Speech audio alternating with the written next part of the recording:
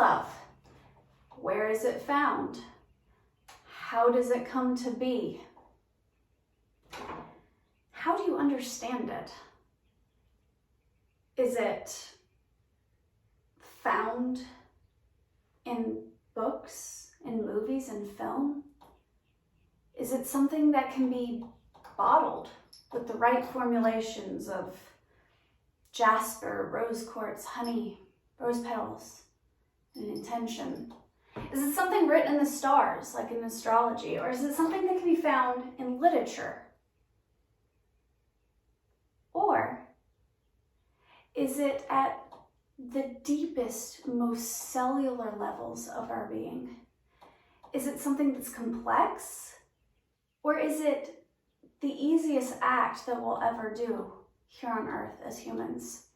These are questions that we as humans have been trying to understand since the beginning of time. It's written in poetry. It's one of the most common themes of film.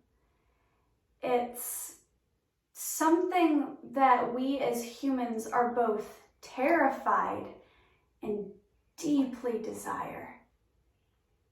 I promised myself that I would not speak on the topic of love again for a very long time. But here I am, once again, speaking on my favorite topic, and that's love.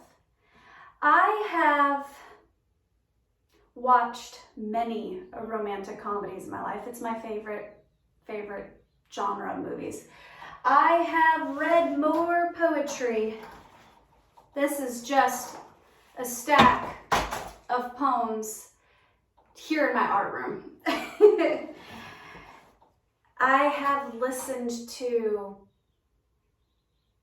hundreds upon hundreds of hours of songs written about lovers. I've watched the tarot readings. I've researched astrology, and I've prayed about it. I've spoken about it. I am uniquely qualified to be just as fucking confused as everyone else. Love is such an interesting topic. I think as humans, we tend to overcomplicate it.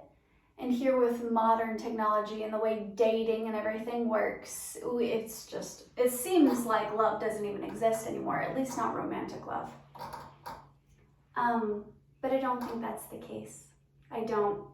I said that I was not going to speak on this topic for a very long while, and then today I was messaging my friend Trey, and we were talking about the friend zone and how complicated dating is, and this, that, and the other. First, I want to just go ahead and break it to you guys. The friend zone is a myth. It's a myth. It doesn't actually exist. Where we tend to go wrong in romantic relationships and love is a lack of communication and directness. We as humans, I believe anyway, were created to love romantically and friendship. I think it's our most pure nature. I think if we strip back all the fear and anxiety and ideologies that we've been indoctrinated with, I think if we just strip it back, it's in our very nature to love. I think that it's far more complicated than just a chemical reaction, as science will tell you. You're around people and they release certain endorphins, and those endorphins and serotonin and dopamine and all that, it produces a reaction, a feeling. But I also believe that love is far more than just a feeling. I believe that love is an act. It's a choice. I believe that if we put aside our ideologies of what it should look like, and we just step into a flow nature, that love happens beautifully and wonderfully, effortlessly. I believe that it's something that comes and it goes. But I believe that a real, true, loving, and happy partnership, say your goal is a monogamous, loving, healthy relationship, I believe love is a choice. I believe it's found in consistency. I believe that every day, little acts of kindness, of romance, of intention is love. I believe that you don't just willy-nilly fall in and out of love. I believe that we often get romance and lust and passion and attraction confused with love. Love isn't the pitter-patter of your heart. Love isn't a desire to reach out and kiss someone. Love isn't flowers and song and slow dancing, and love is a choice. And I think that that's why I personally have been on a quest to better understand love. I think we as humans, we desire real love. I know for me personally, I've been indoctrinated with the topic of love since a small child. I grew up Christian, so this is my Bible. I had to dust it off because it's been up on a shelf for a long time. The Bible says in 1 Corinthians 13:4, love is patient and kind. Love does not envy or boast. It's not arrogant or rude. It does not insist on its own way. It's not irritable or resentful. It does not rejoice at wrongdoing, but rejoices with truth. Love bears all things, believes all things, hopes all things, endures all things. Love never ends. As for the prophecies, they will pass away. As for the tongues, they will cease. As for knowledge, it'll pass away. And that's usually where, in church, where they kind of cut it off. But it goes further. It says, for we know in part, as we prophesy in part. But when the perfect comes, the portal will pass away. When I was a child, I spoke like a child. I thought like a child. I reasoned like a child. When I became a man, I gave up childish ways. For now we see in a mirror dimly, but then face to face. Now I know in part, that I shall know fully, as I have been fully known. So now faith, hope, and love abide. These three, but the greatest of these is love. We've heard that verse 1,000 times. Even if you're not Christian, you've heard that verse. I remember the first time that I read past verse 7, where it says, believes all things, hopes all things, and endures all things. When he goes into part about childhood, something in me clicked that the purest, most beautiful form of love is easily found within children. I have riddled pages and pages of romance novels. I have relished in fantasy and laid down with the ideologies that is romance, and that is passion, and that is excitement and thrill and an obsession and delusion. The other day I went to a thrift store and there was a book, well actually a series of 3 books that were sitting on the counter. And there's this one, and I've been reading this one as of recent. It's Penhaligon's Scented Treasury of Verse and Prose. And this one is Love. And this smells good. It's like a perfume-infused collection of some of the most famous poems of the topic love ever written. Romeo and Juliet, Queen Mab, Francesca and Paolo, Cleopatra, The Declaration. I was sitting in the park the other day and I was reading these. And in it, I found lust, I found obsession, I found passion,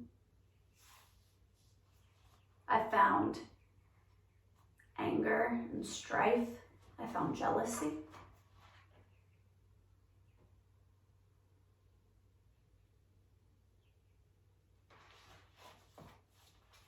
I think love is far more complicated and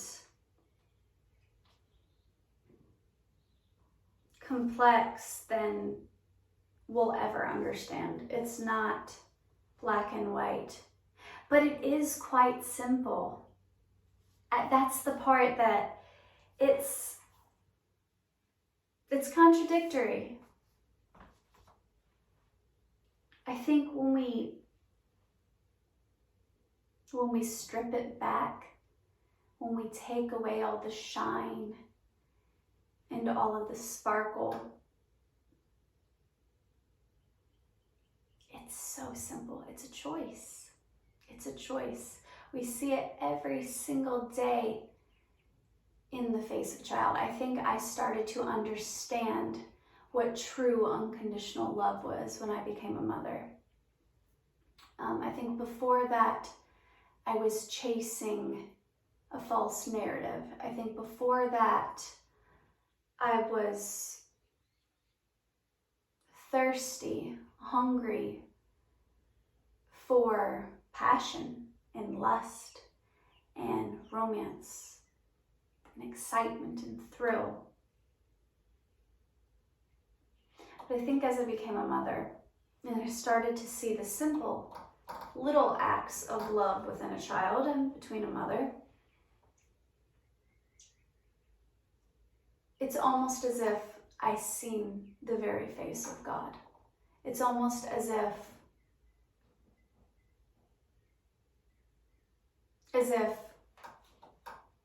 for a while I was looking at love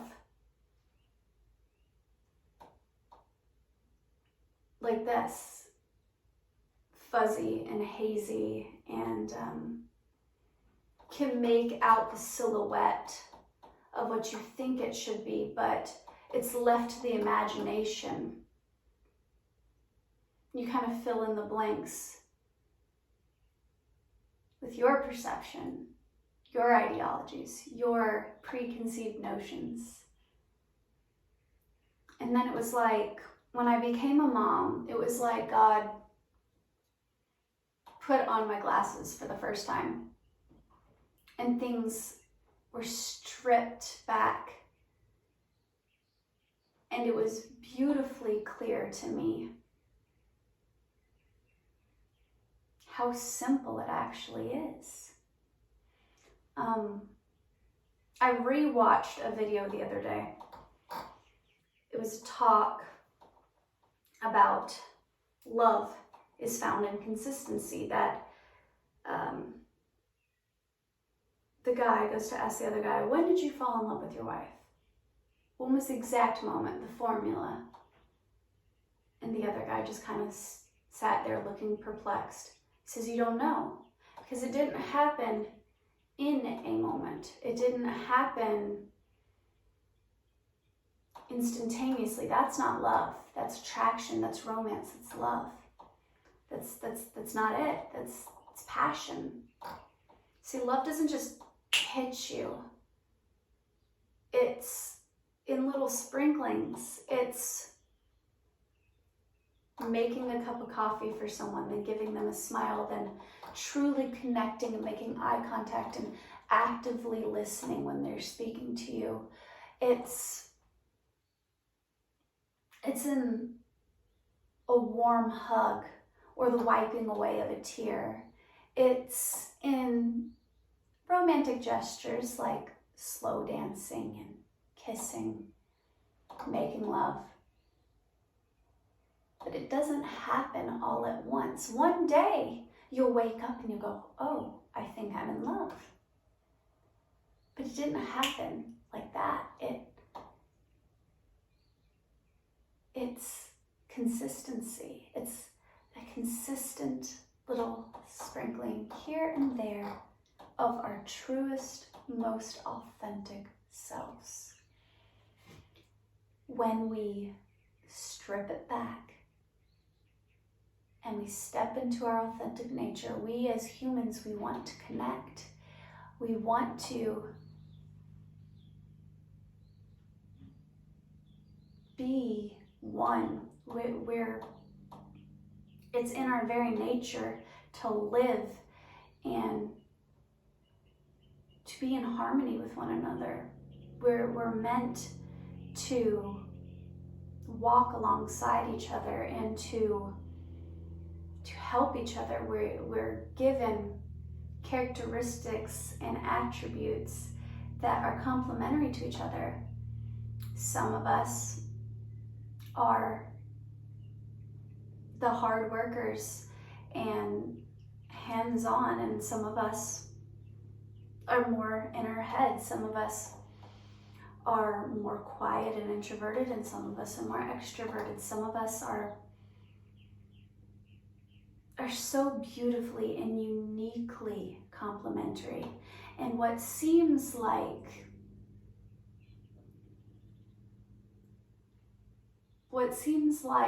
should keep us separate is actually what makes us more wonderfully qualified to be together.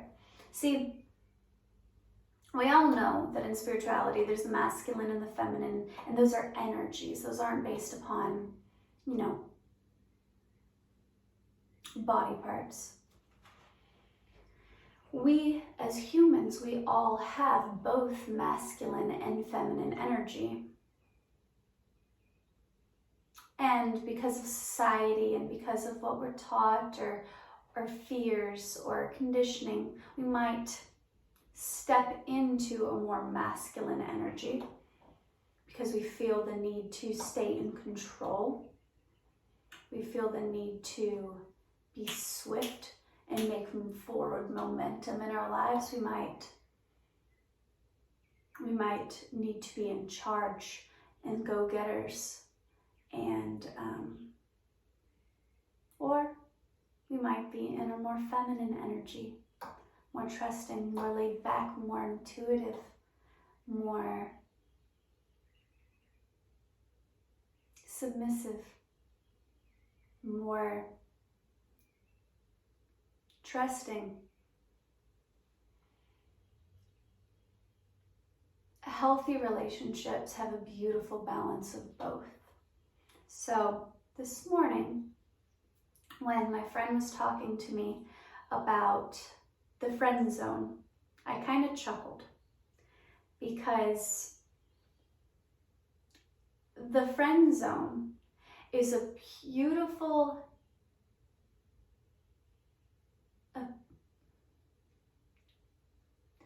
frustrating, infuriating example of how we as humans overcomplicate the topic of love. You see, one, it's a myth. Two, some of the most incredible, beautiful relationships I have ever been in were birthed first of friendship. The friend zone is an excuse, or the spark is also an excuse of inaction, of fear. When two people meet and there's an attraction, and there's nothing spoken of that attraction, the mind is left spinning, and people have to make assumptions based off of what they can pick up of a situation. So, women who are indoctrinated with the idea from birth, let a man lead. You cannot speak up. You cannot tell him all of your feelings and all that, or you're being pushy. Let the man lead. Let him be a man. Don't emasculate him by you choosing how this is going to go. Let him lead. And then the man gets overwhelmed with the intensity of the attraction and the whatever. He doesn't speak up. So the woman goes, oh, I guess I misread that situation. He's a friend.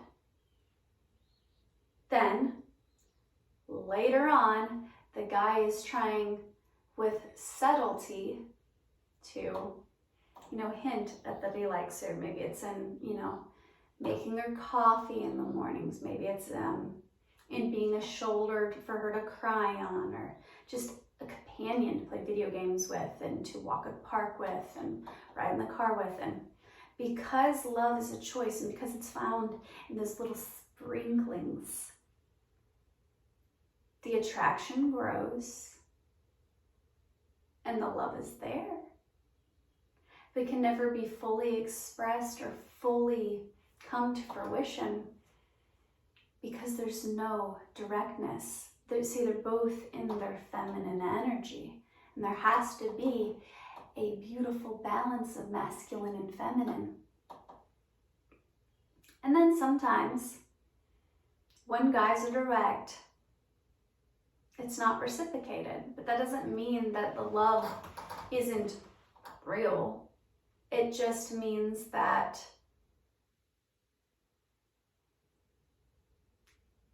it wasn't that type of love. I think guys sometimes forget that dating has completely fucked up our idea of what love in relationships should look like, especially in this new age of online dating. I absolutely refuse to do it. I downloaded a dating app once, many years ago. It was like 10 years ago. I think it was Plenty of Fish, I think, if I can remember correctly. And it matched me with an ex-boyfriend and with my best guy friend at the time. And I laughed, and I, logged off and never logged back in again.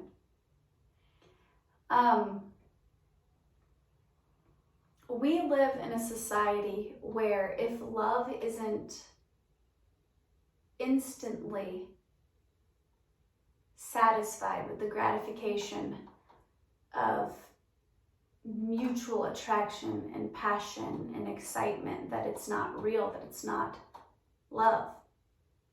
And that's not the case. I believe with a direct and authentic approach, you can very, very easily get out of the friend zone. Oftentimes you find yourself in the friend zone because you put yourself there. I can't tell you how many times I've hung out with a guy and I really liked him. I thought he was attractive. I thought he was funny. I could see a possible future with him. See, we as women, it's in our very nature to be very binary. in our thinking when it comes to a potential love interest. Yes, we have options. We might have 50 different guys in our inbox, but when we have a real attraction to guys, to like, we're truly can see someone as potential love interest. Even with 30 or so guys texting us, good morning, beautiful, I love you, blah, blah, blah, blah, blah, blah. Our brain is stuck on that one guy that is our current fixation.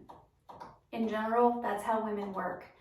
We could have literally 30 guys messaging us, you're so beautiful, I want to take you out, I want to blah, blah, blah. And we'll be sitting there staring at our phone. When is he gonna message me? When is that one guy gonna speak to me? And we get that idea pretty early on when we meet somebody. We see somebody, there's an attraction, and we go, oh, yep, that could be it. And then you hang out with the guy, and the guy goes, I'm not looking for anything serious right now, blah, blah, blah, blah, blah, all the excuses. I want to be your friend. And we go, okay, he's another one of them. Because I want to be your friend, sadly for women, speaks more of I want your body than it does actual friendship. See, friendship is a beautiful thing. It's a wonderful thing. But because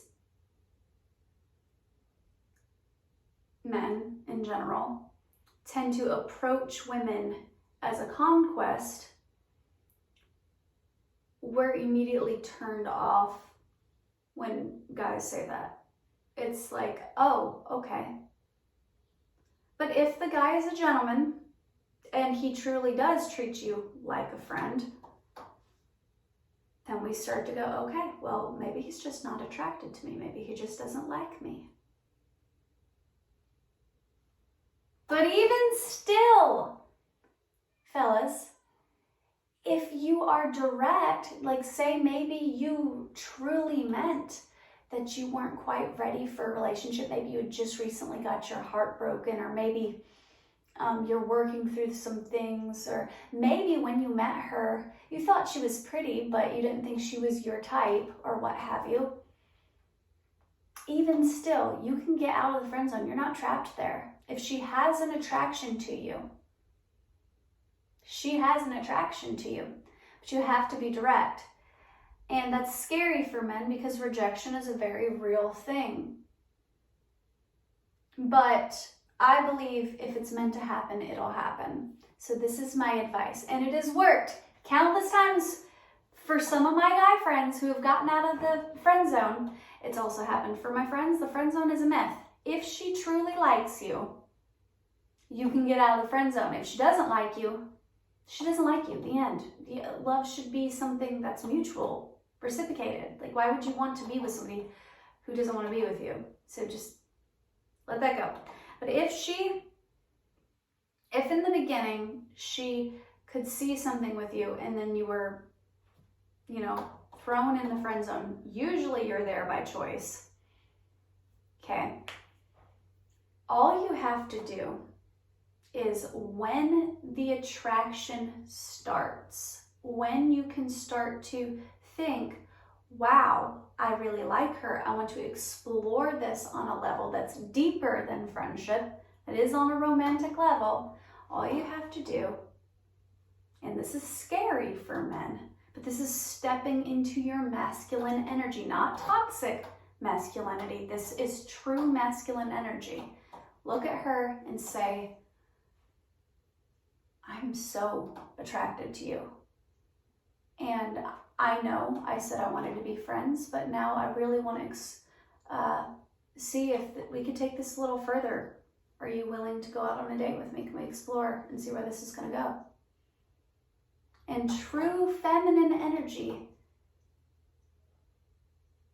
at its purest form, is submissive and it's open to receiving. And it goes, yeah, I would like that. I'd like that very much. And then it's a simple touch of a hand. It's a shared laugh.